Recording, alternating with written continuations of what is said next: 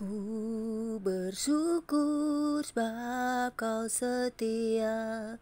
Ku memujimu karena kau sangatlah baik. Mulialah namamu, ku tinggikan, ku agungkan selama hidupku.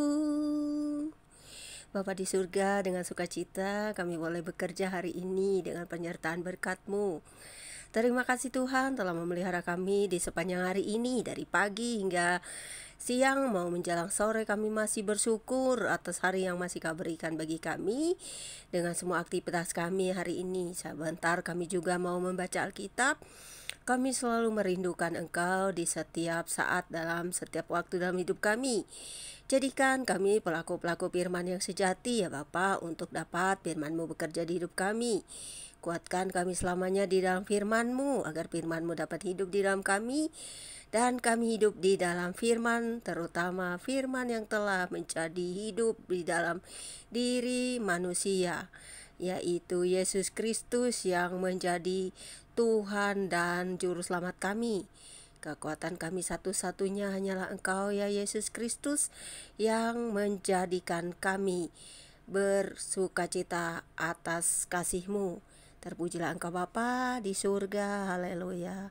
Roh Kudus mengurapi firman ini dengan mulut, bibir, telinga kami, untuk membuka mata hati dan jiwa kami, menerangi setiap langkah kami, amin.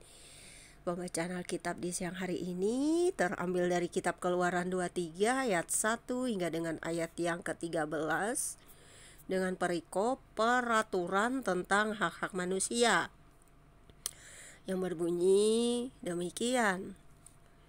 Janganlah engkau menyebarkan kabar bohong. Janganlah engkau membantu orang yang bersalah dengan menjadi saksi yang tidak benar. Janganlah engkau turut kebanyakan orang melakukan kejahatan. Dan dalam memberikan kesaksian mengenai sesuatu perkara, janganlah engkau turut kebanyakan orang membelokkan hukum. Juga janganlah memihak kepada orang miskin dalam perkaranya. Apabila engkau melihat lembu musuhmu atau keledainya yang sesat, maka segeralah kau kembalikan binatang itu.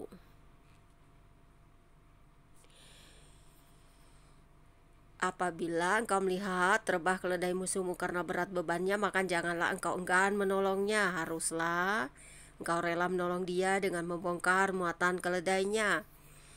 Janganlah engkau memperkosa hak orang miskin di antaramu dalam perkaranya. Haruslah kau jauhkan dirimu dari perkara dusta. Orang yang tidak bersalah dan orang yang benar tidak boleh kau bunuh. Sebab Aku tidak akan membenarkan orang yang bersalah.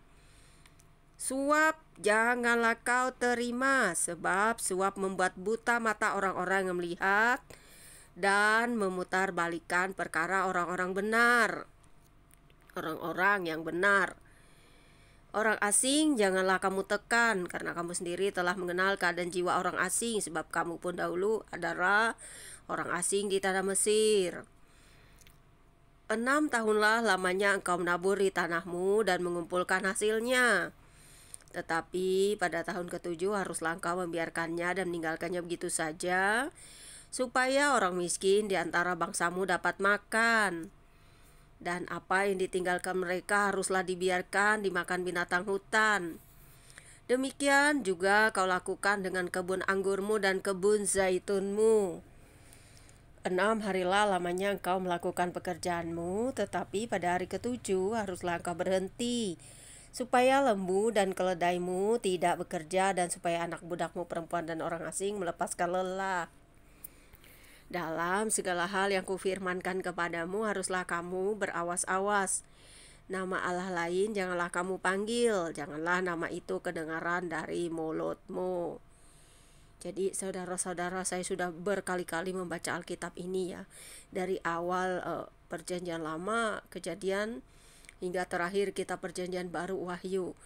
Saya sering mendapatkan penekanan di dalam kasih kepada orang-orang miskin, janda, duda, yatim piatu. Itu loh saudara yang Tuhan inginkan.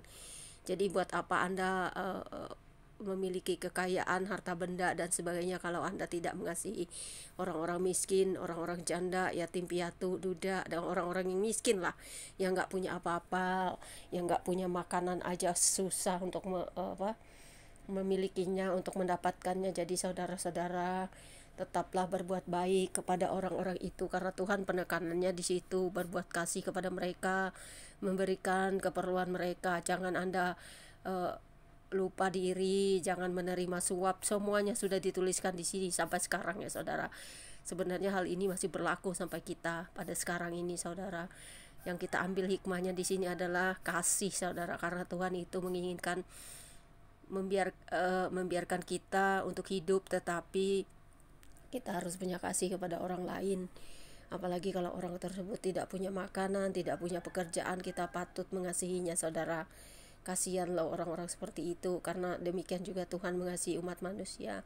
Begitu juga yang harus kita lakukan kepada sesama kita. Semoga firman yang kita baca hari ini akan selalu membuat kita menjadi pelaku-pelaku firman, karena pelaku-pelaku firman itu bukan sekedar apa yang nampak kelihatan bagus, tetapi dia tidak mempunyai kasih. Buat apa mempunyai harta tetapi kehilangan nyawa? Lebih baik Anda mempunyai harta di sorga. Mengumpulkan harta di sorga itu lebih besar upahnya daripada yang di dunia ini saudara. God bless. Selamat siang, Tuhan Yesus berkati.